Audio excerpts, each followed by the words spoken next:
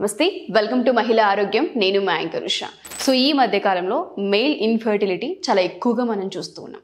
చాలామంది తెలుసో తెలియకో కొన్ని మిస్టేక్స్ రెగ్యులర్గా మనం ఏదైతే డేలో ఫాలో అవుతుంటామో చేసుకుంటూ వెళ్ళిపోతాం. దానివల్ల పిల్లలు పుట్టకుండా ఉండడానికి ఎక్కువగా మెయిల్ కారణమవుతున్నారు అనేది ఈ మధ్యకాలంలో మనం చూస్తున్నాం. ఏ మిస్టేక్స్ని ఓవర్కమ్ చేయాలి, అసలు దేనివల్ల ఈ సమస్య ఏర్పడుతుందన్న దానిపైన మనతో పాటు మెయిల్ ఫర్టిలిటీ ఎక్స్పర్ట్ శశాంక్ గారు ఉన్నారు. ఆయన తెలుసుకుందాం. Hello sir. హాయ్ అండి. ఈ మధ్య కాలంలో మనం ఇన్ఫర్టిలిటీ సమస్యలు ఆడపిల్లల్లో ఏ విధంగా అయితే చూస్తున్నామో అబ్బాయిల్లో కూడా అదే విధంగా చూస్తున్నాం. ఎస్పెషల్లీ 35-40స్లో ఉన్న వాళ్ళకు కూడా పిల్లలు పుట్టడం అసాధ్యం, మెన్కి ప్రాబ్లం ఉంది అన్నమాట సర్వసాధారణంగా మనం వింటూ ఉన్నాం. ఈ మిస్టేక్స్ వల్ల మెయిల్కి ప్రాబ్లం వస్తుంది అంటారు. వేటిని ఓవర్కమ్ చేయాలి అంటారు అసలు? సో కొన్ని కామన్ మిస్టేక్స్ ఉంటాయి.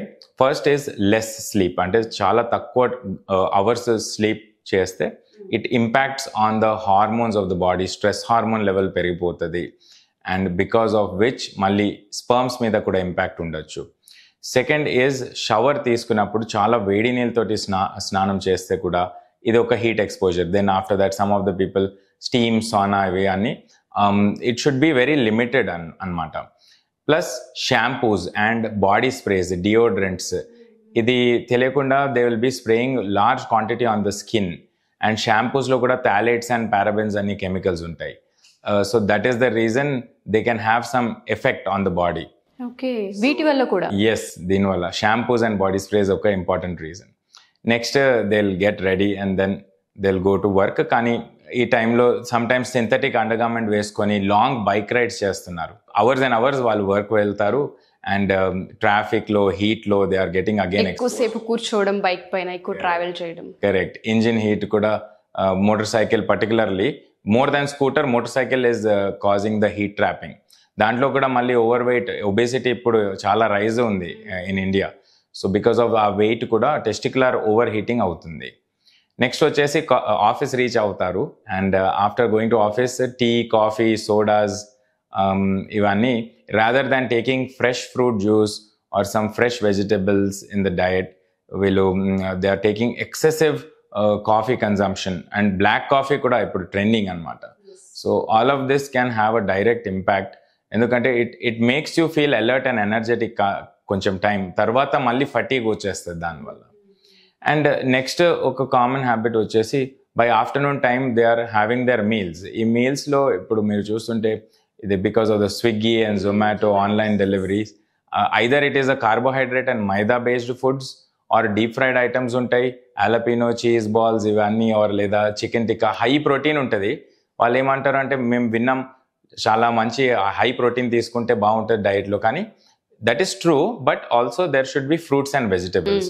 సో మన Indian restaurants they are not packing sufficient quantity of beans, leafy vegetables, fruits అసలు అవి ఉండనే ఉండదు. జస్ట్ బాక్స్ లో ప్యాక్ చేసి డైరెక్ట్ పంపించేస్తారు.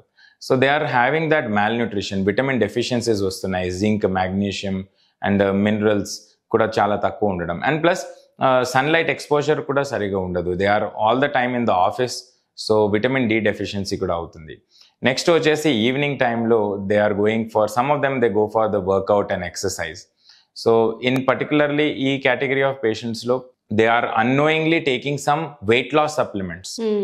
So they don't know what's there in that. Edana hormone disturbing agents undachu, reagents undachu, dantlo chemicals undachu, or some of them because they want to do the bodybuilding valle edana anabolic steroids or testosterone injections, testosterone gels, patches vastune. The results which they show in the photos are చాలా మంచి bulk up and మంచి 6-pack abs, but it has a severe critical impact ఫర్టిలిటీకి. Sperm count మొత్తం temporary or permanent గా drop అవ్వచ్చు, even 0 కూడా పడిపోవచ్చు. ఇది వాడు హెవీగా ఎక్సర్సైజ్ కావచ్చు, లేదంటే ఇటువంటి డైట్ కి సంబంధించిన ఫుడ్ ఒక డాక్టర్ ని సంప్రదించుకుని ఇష్టానికి తీసుకుంటాం. అబ్సల్యూట్లీ. సివియర్ డయట్ చేసి తొందరగా ఇట్లా 10 kilos ఇమీడియట్లీ విదిన్ ఒక 1.5 month లో తగ్గడం అని క్రాష్ డయట్స్ కూడా it disturbs the hormonal balance. Body doesn't understand what's happening. So దానివల్ల కూడా ఇంపాక్ట్ అవ్వచ్చు. నెక్స్ట్ వచ్చేసి నైట్ టైంలో హోమ్కి రీచ్ అవుతారు and then they look for some entertainment. So ఈ పోర్నోగ్రఫీ అనేది చాలా కన్జంప్షన్ అవుతుంది ఇండియాలో. India is the 3rd largest consumer of porn. So ఈ పోర్నోగ్రఫీ చూసి మళ్ళీ ఫ్రీక్వెంట్ మాస్టర్బేషన్స్ వల్ల కూడా seminal volume and temporary sperm concentration తక్కువ కావచ్చు. Most important more than the physical, దీంట్లో సైకలాజికల్ ఎఫెక్ట్స్ కూడా ఉంటున్నాయి. Because they are expose to that high, ఆ డోపమిన్ రష్, ఆ హ్యాపీ రష్ వచ్చేస్తే కొంచెం time they feel stress free. కానీ when they are with their partner it doesn't match up to the same experience, or దానివల్ల మళ్ళీ వాళ్ళకి anxiety issues or domestic problems start అవుతాయి. Erectile dysfunction is on the rise. 1 in every 4 పేషెంట్స్లో penis స్టిఫ్నెస్లో కూడా issues వచ్చేస్తున్నాయి, ఇప్పుడు చాలా కామన్ అయిపోయింది. And lastly smoking and alcohol consumption. నైట్లో మళ్ళీ they will be ordering biryani, and normally we should try to avoid excessive ghee and foods containing lot of sugar in the night, and oka healthy balance. Ideally the meal should be eaten at around 8:30 p.m. after that nothing. Stomach ని ఎంత empty ఉంచితే అది బాగుంటుంది అనమాట. చాలా frequent masturbation or very long sexual gap, అంటే ఒక 1, 2, 3 months లో ఒక్కసారి దగ్గర ఉండడం, అది that is also not correct అనమాట. Because sperm quality drops when there is a very very infrequent ejaculation. Sperm motility తక్కువ కావచ్చు, స్పర్మ్ డిఎన్ఏ బ్యాడ్ అవ్వచ్చు. ఎందుకంటే అంత టైం ఆ డక్ట్స్లో స్పర్మ్ స్టోర్ అయి ఉంటే they are getting expose to all the problems of the related to the body. So frequent ejaculation అవుతానే ఉంటే it produces more fresh and healthier DNA sperm. Okay, so ఇది కూడా మెయిన్ పాయింట్ అని చెప్పొచ్చు. ఇది main point. And of course lastly వచ్చేసి delaying everything, delaying pregnancy planning above 35-40 years. This can have critical impact. So ఇప్పుడు mentally they are not ready for a child, but the men have to realise that 40 years తర్వాత sperm count తక్కువ కావచ్చు. Even though they are not having any habits, there can be some impact. And లేడీస్లో వచ్చేసి egg count 30 to 33 years నుంచే తక్కువ కావచ్చు. Okay. So ideally they should visit to the doctor at least by 30 years కూడా అసలు plan చేయలేకపోతే what is the situation, egg reserve అసలు ఎంత ఉంది, ఏమైనా ఫ్రీజింగ్ అవసరమా, ఎగ్ ఫ్రీజింగ్ స్టోర్ చేసుకుంటే ఎగ్ డిఎన్ఏ అనేది క్వాలిటీ మెయింటైన్ అవుతుంది. 5, 6, 7 years డౌన్ ద లైన్ కూడా ప్రెగ్నెన్సీ ప్లాన్ చేసినప్పుడు ఆ క్వాలిటీ 30 years ఏజ్ లాగానే ఎగ్ ఉంటుంది. సో దట్ ఈస్ అదొక మంచి అడ్వాంటేజ్ అని చెప్పొచ్చు. బట్ మీరు చెప్పినట్టుగానే మెయిల్ ఇన్ఫర్టిలిటీ సమస్యకి చాలా మైన్యూట్ లెవెల్లో కనుక మనం మాట్లాడితే ఏదైతే పర్ఫ్యూమ్స్ అన్నారు అండ్ దాంతోపాటు స్మోకింగ్, ఆల్కహాల్, ఎక్కువ దూరం ట్రావెల్ చేయడం, లేదంటే హీట్ ప్రొడ్యూస్ అయ్యేలాగా వేడి నీళ్ళు కూడా స్నానం చేయడం అనేది కొంత అవాయిడ్ చేయమన్నారు. సో ఇవన్నీ మేజర్ పాయింట్సే. తెలియకుండా డైలీ మనం చేసే రొటీన్లు ఏంటంటే ఇవన్నీ ఇన్ఫర్టిలిటీకి సమస్యకి కారణం అవుతాయని అందరికీ క్వశ్చన్ మార్కే. బట్ మీరు చెప్పే వరకు చాలామందికి తెలియదు. ఎవరైతే 30+ ఏజ్లో ఉంటూ ఉంటారో, ఈ జనరేషన్కి అయితే 30 తర్వాతే ప్లాన్ చేస్తున్నారు పెళ్ళి ఎవరైనా. బట్ ఇవన్నీ కేర్ తీసుకోవాల్సిన అవసరం ఉందని మనం పర్టికులర్గా చెప్పొచ్చు అంటారా సార్? 100%. సో ఇప్పుడు infertility is on the rise, alarming levels వచ్చేసినాయి. ఫస్ట్ ఈజ్ బికాస్ అవేర్నెస్ కూడా వచ్చింది. అవును. Second is infertility itself is on the rise. ఇప్పుడు ఆక్యుపేషనల్ హ్యాజర్డ్ అంటున్నారు, ఇది ఒక ఫర్టిలిటీకి రీజన్ అయిపోయింది. డైలీ ట్రాఫిక్లో lorry pollution, direct smoke inhale చేస్తున్నారు. ఒకవేళ food or non vegetarian meat కూడా అసలు chicken and all they are putting some sort of chemicals. And fruits wash చేయకుండా pesticides and chemicals, or even water source కూడా కరెక్ట్గా లేకపోతే contamination, ఇది అన్నీ మన బాడీకి ఎక్స్పోజ్ అవుతున్నాయి. This was not the case 40-50 years back. మన పేరెంట్స్ జనరేషన్లో ఇంత పొల్యూషన్ అసలు లేకుండే. ఈ pollution again is changing the epigenetics అనమాట.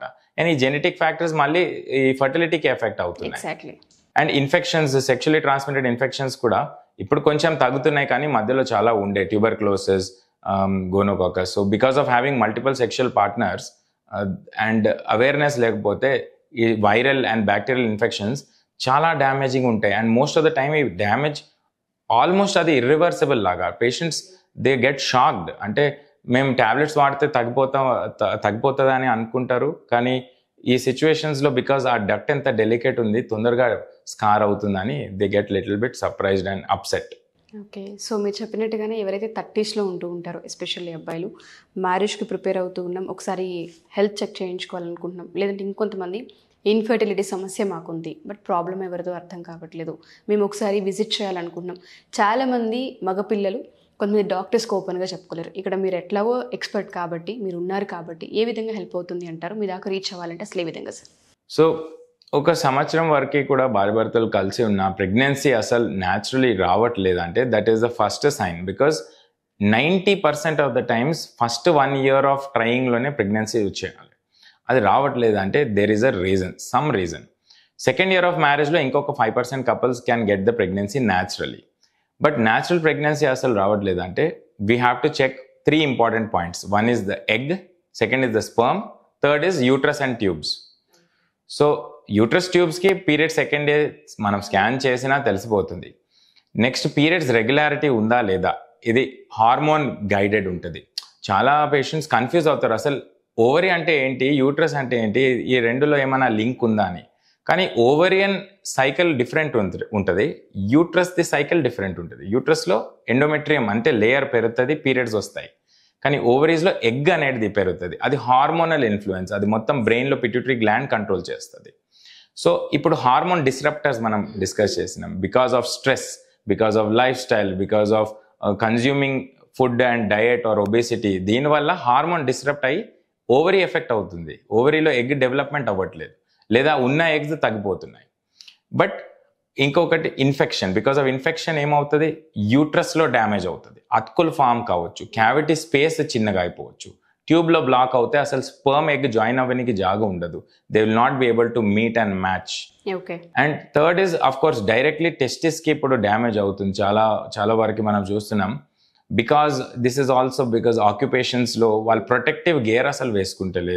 If you see some of the people, they are getting expose to chemicals, heat, radiation.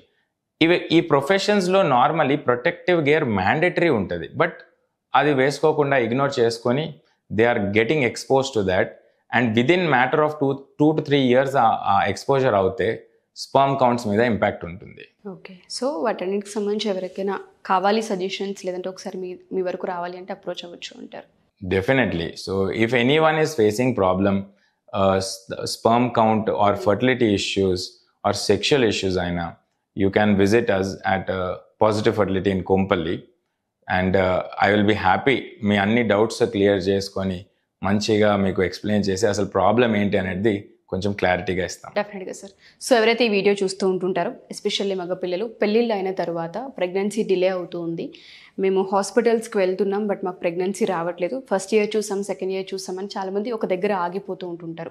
So అలా కాకుండా initiative అనేది మీ సైడ్ నుంచి కనుక తీసుకోగలిగితే డెఫినెట్గా పాజిటివ్గా మీరు సంప్రదించవచ్చు. మనకి మెయిన్ ఫర్టిలిటీ ఎక్స్పర్ట్ ఇక్కడ శశాంక్ గారు ఉన్నారు. చాలా డీటెయిలింగ్గా మీకు ఎక్స్ప్లెయిన్ చేసే అవకాశం ఉంటుంది. వెంటనే రాగానే ఫర్టిలిటీ IVF చేస్తారని మాత్రం ఆ భ్రమలో ఉండదు. ఫస్ట్ నార్మల్గా ప్రెగ్నెన్సీ రావడానికి ఎంతైతే ప్రయత్నం ఉంటుందో అంతవరకు ఇక్కడ డాక్టర్స్ చేసే అవకాశం మీకు ఉంటుంది. మీరు ఒకసారి విజిట్ చేయాలి అనుకున్నా, ఒకసారి చూపించుకోవాలనుకున్నా కింద ఒక నెంబర్ కనిపిస్తూ ఉంటుంది. దానికి మీరు కాల్ చేసినా లేదు ఒక చిన్న మెసేజ్ చేసినా డెఫినెట్గా పాజిటివ్ టీమ్ మీకు అందుబాటులోకి వస్తారు. Thank you.